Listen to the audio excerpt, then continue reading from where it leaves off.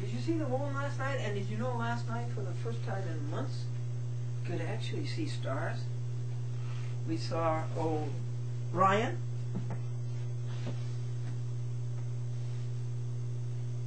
We saw stars even brighter than that, folks. Boy, it was thrilling. Okay, we're just about through our work on the courts here, I think.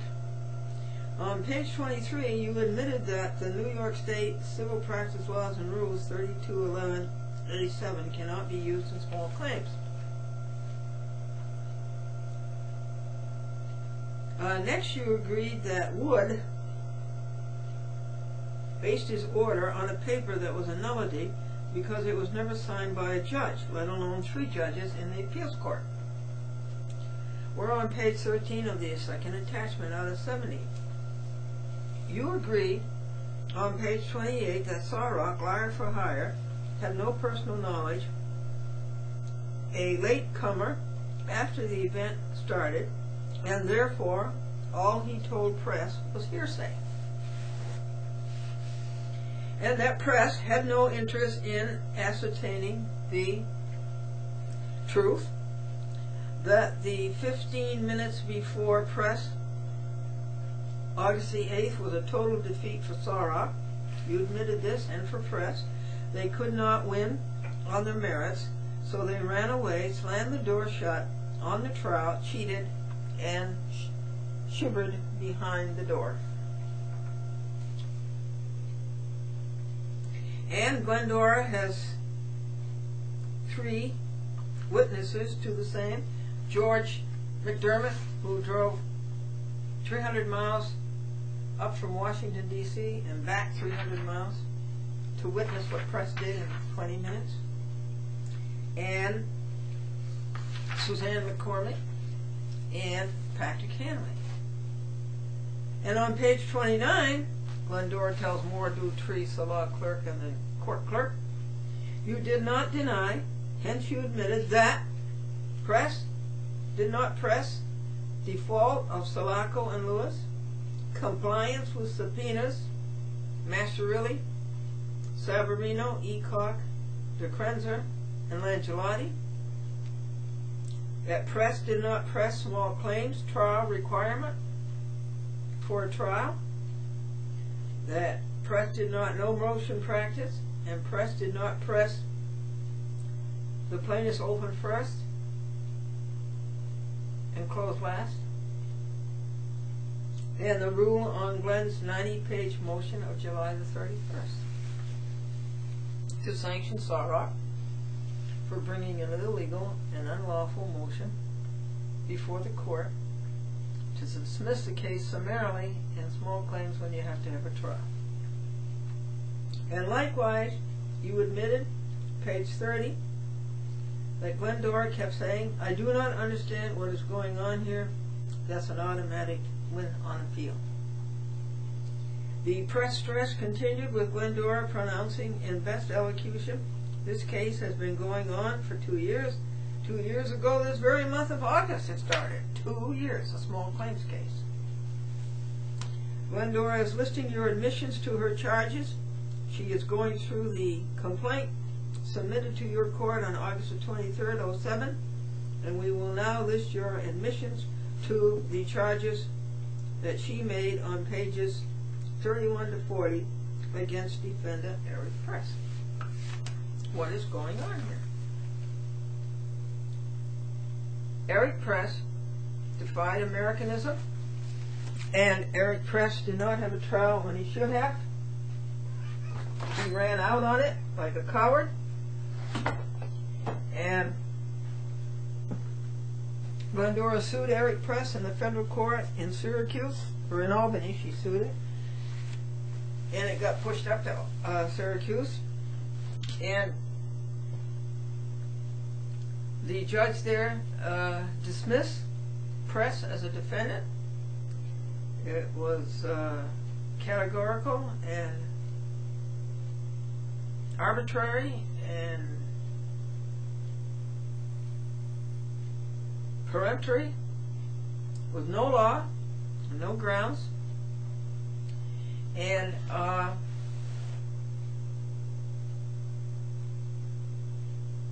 Glendora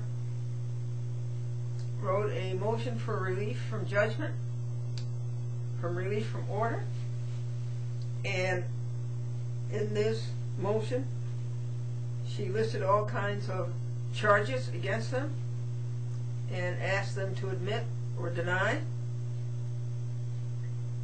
and to do so with specificity and to do so with particularity. They did not do it. Therefore, they admitted all these things. And in the segment, in attachment 2, I am listing the things that they admitted to.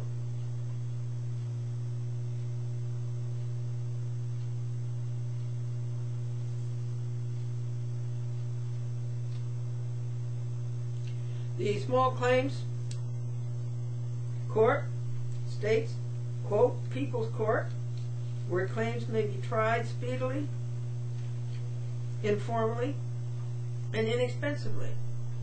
Press missed on all three. This prestigious court does not know that. Press. One can sue in small claims for deceptive practices, page 1. That is what Mastroianni, Sulaco, and Lewis did. $5,000 worth of deceptive practices. When the claims file, the clerk will tell you when the cause will be tried. Well, that's never happened. It took 10 months. Also, plaintiff's case can claim interest as well as damages on the 9% statutory interest for 3 years and $5,000. This prestigious court failed to give Glendora opportunity to inquire about settlement. Page 4 says that the plaintiff or the defendant has to notify the court if not ready for trial. Well, Press was not ready for trial, and he did not notify Glendora, who spent 60 hours, $77 on the train, and $20 on cabs, and $500 on subpoenas, well, $600 on subpoenas, and $400 paying other people to do the subpoenas in 35 hours. And here's 3 more $100 to pay. Page 5 says what to do to prepare for trial. Well, you should read that, Press. You were not prepared for trial. You were woefully unprepared.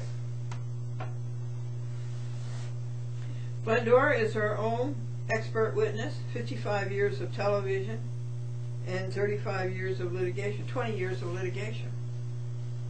Read page 8, Press. How is the trial conducted? This is from the small claims book. The claimant's case is presented first. That's what it says, Press. Why didn't you do that? Quote, the court has the power before entering a judgment to examine the defendant, to disclose assets, and to restrain disposing of them. Now this prestigious court failed again. It is Glendora's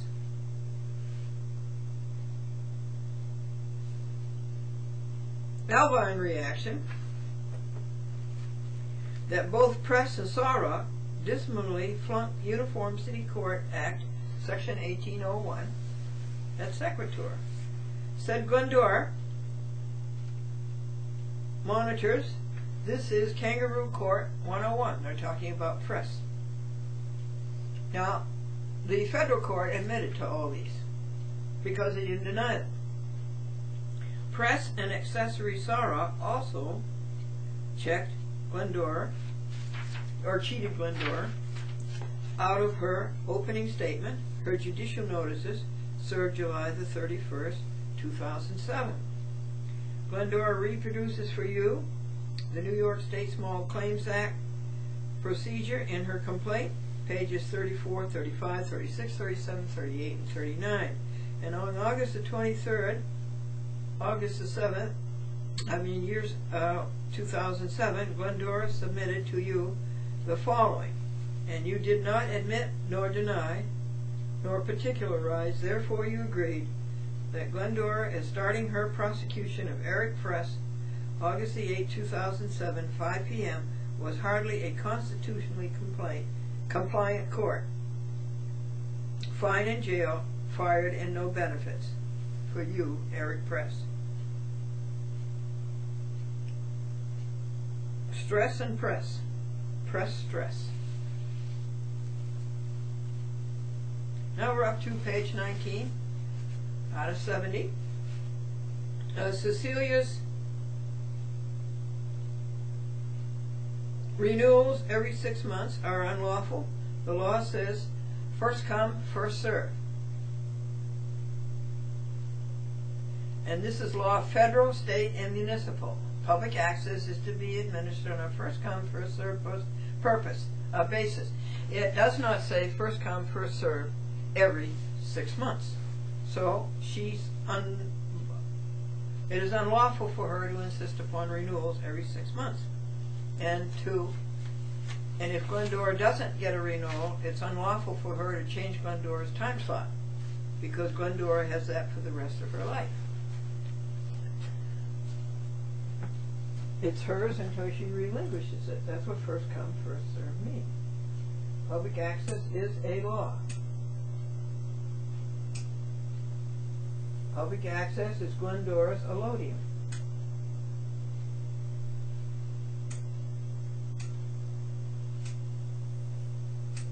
We have a light switch that is misbehaving over here. Okay, public access is Glendora's allodium. It's held without rent or service or acknowledgement to anybody.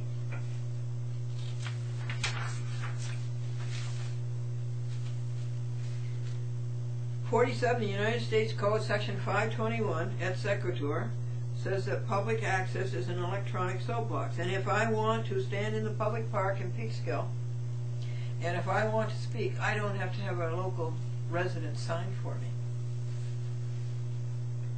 We are a designated public forum. Title 47 of the U.S. Code, Section 521, made us a designated public forum, said we were a soapbox, an electronic soapbox, and a traditional public forum. And that's been so since 1968. For First Amendment free speech, sidewalk, public park, public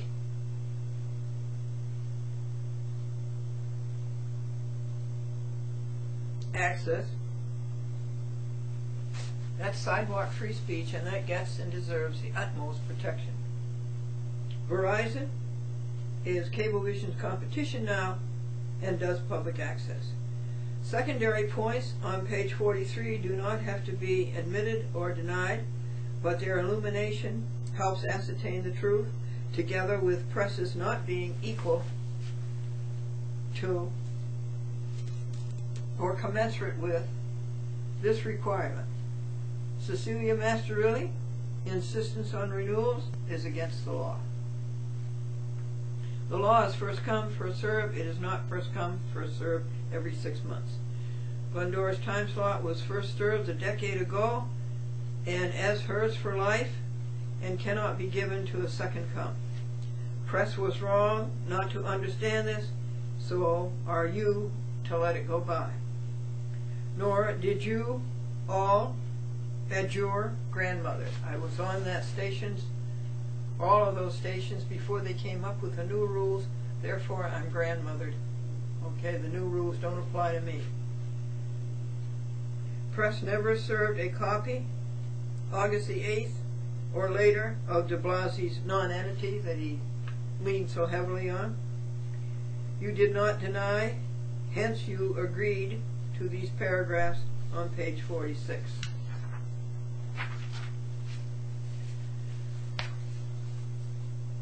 What we are doing is press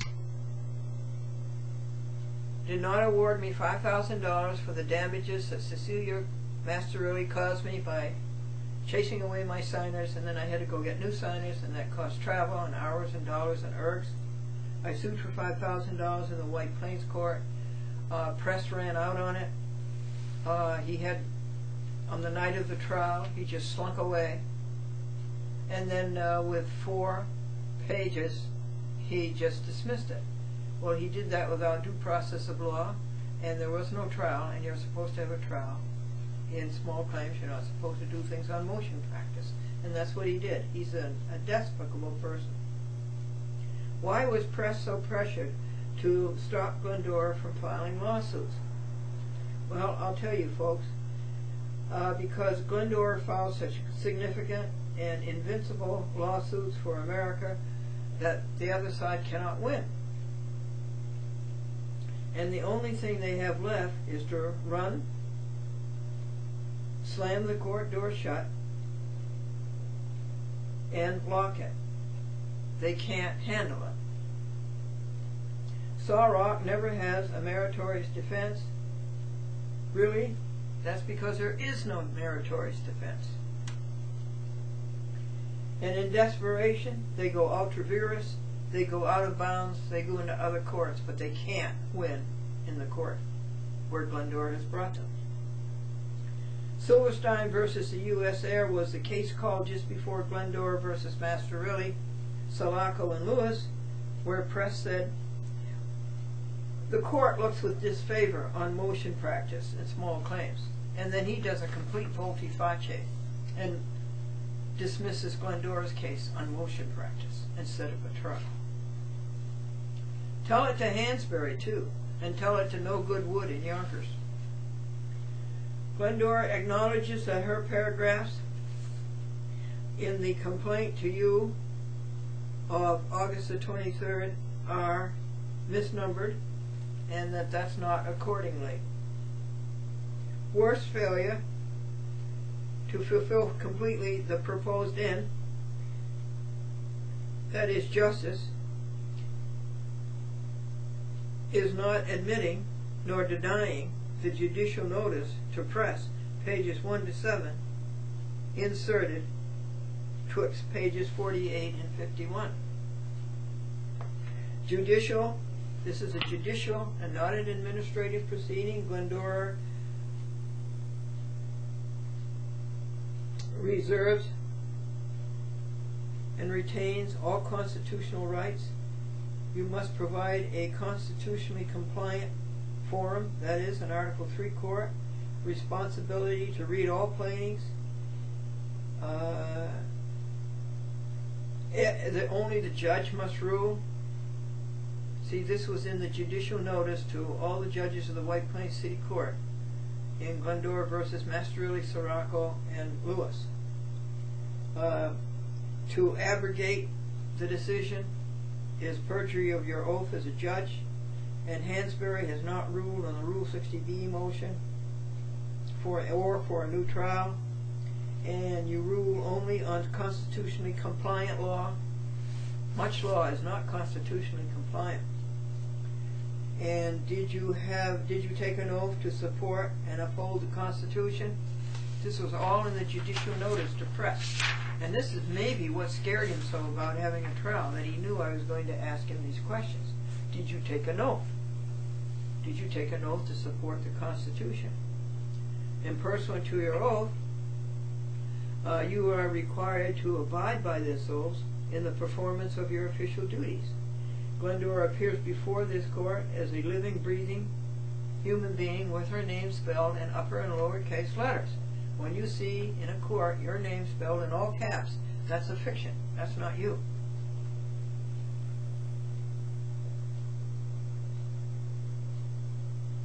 And she appears claiming all rights guaranteed to her in the federal and the state constitution, with her name spelled in upper and lowercase letters, Glendora, G, capital G, L-E-N-D-O-R, A, small letters, not capital letters, G-L-E-N-D-O-R-A.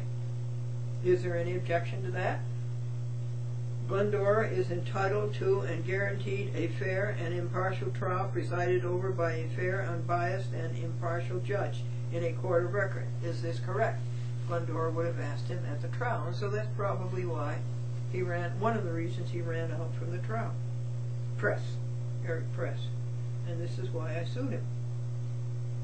This court abides by all the powers and rights guaranteed to American citizens in the federal and state constitutions, including due process of law. Is that correct? All rulings must be based on fact, law, and oath.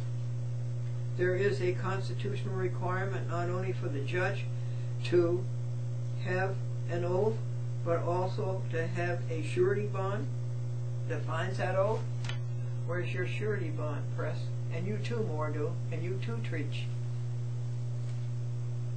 Perjury of oath results in the self-executing sanctions, number 3 and 4 of the 14th Amendment,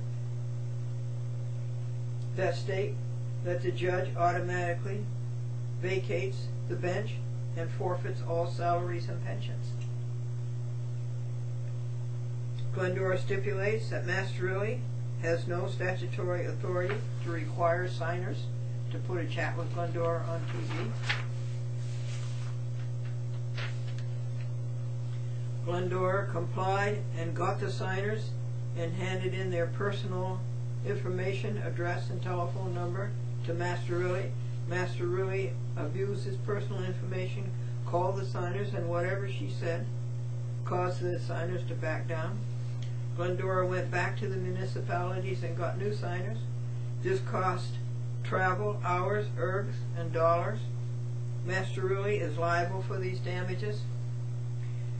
These are the only issues before this court, the White Plains City Court or Eric Press, and not what happened in other courts.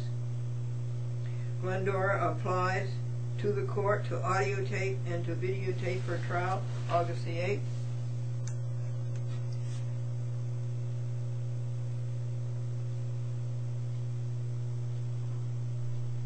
Denied, granted, grounds. He never answered this, Eric Press. And we're on page 30 out of 70.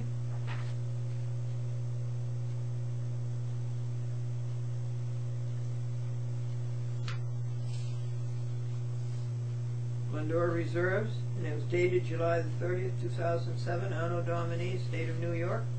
Yours in truth, Amor Patriae and Amor New York I.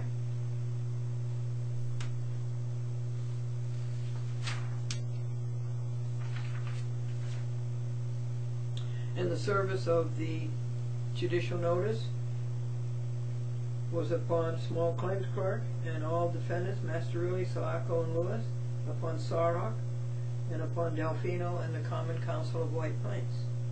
And the service was on August the 1st. The trial was scheduled for August the 8th, a week later. Now, in the paper that we're reading now, that was served today,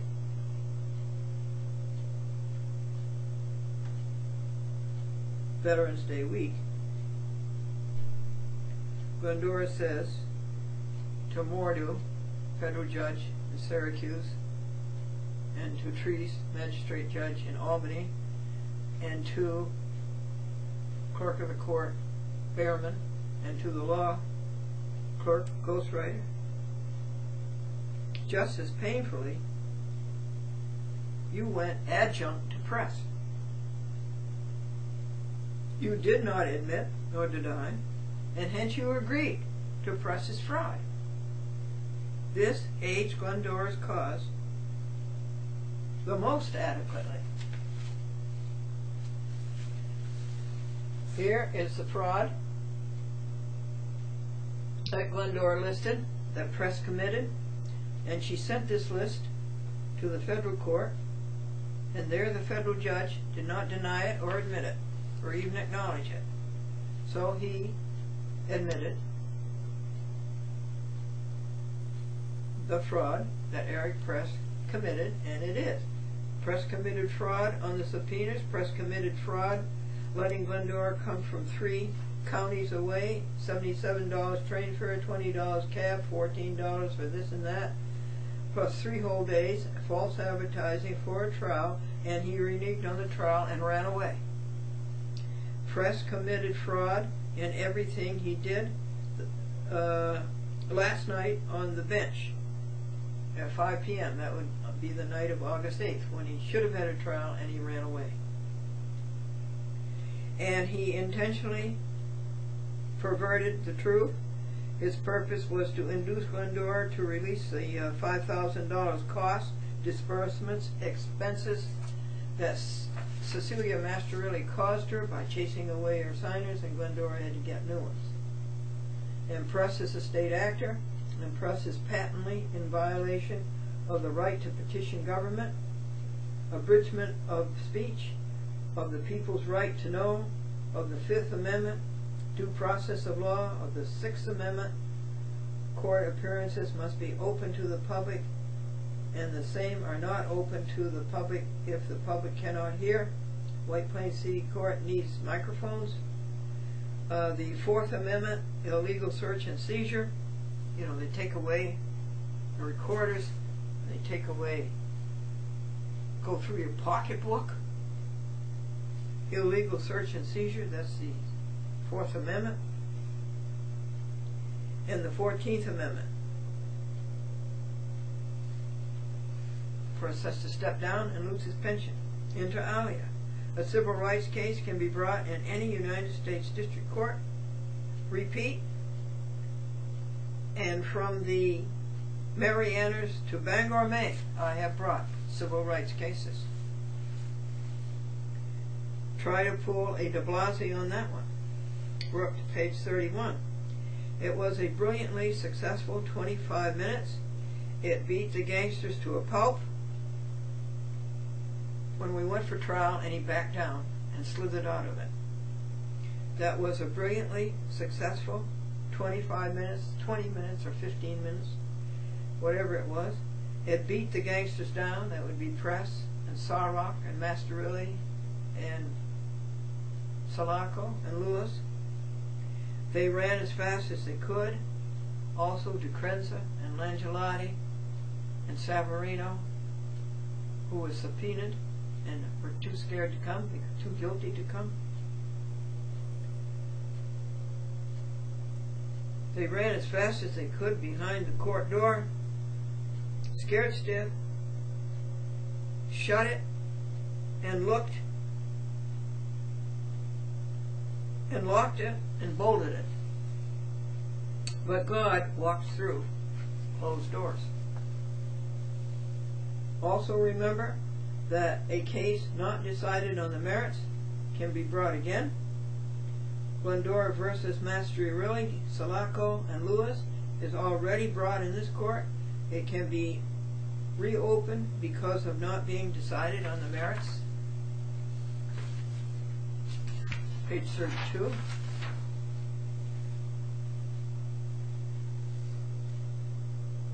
What did Press do? Well, Glendora tells you again. Eric Press, White Plains City Court judge. He tried to rob me of my trial. He violated due process of law.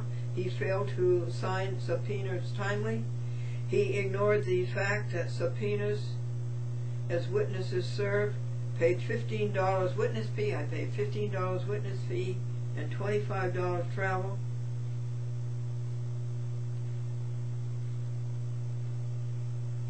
And that flaunts the law, and it flaunts the court. And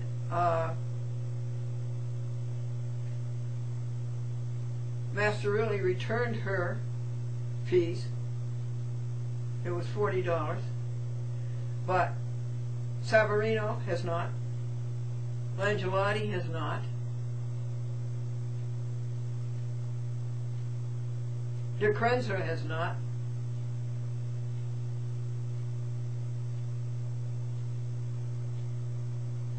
And Ecock has not. They've all stolen those fees. Press left everything hanging on August the 8th and ran away. He vacated his post We don't know what is next. And the witness is subpoenaed, did not show, and press does nothing about it. And you do not know what is next. A reasonable speculation is one of White Plains City Court's one-liners by Kenny Youngman. Case dismissed. Come on, Daddy, come. There you are, you beautiful lady. You're so pretty.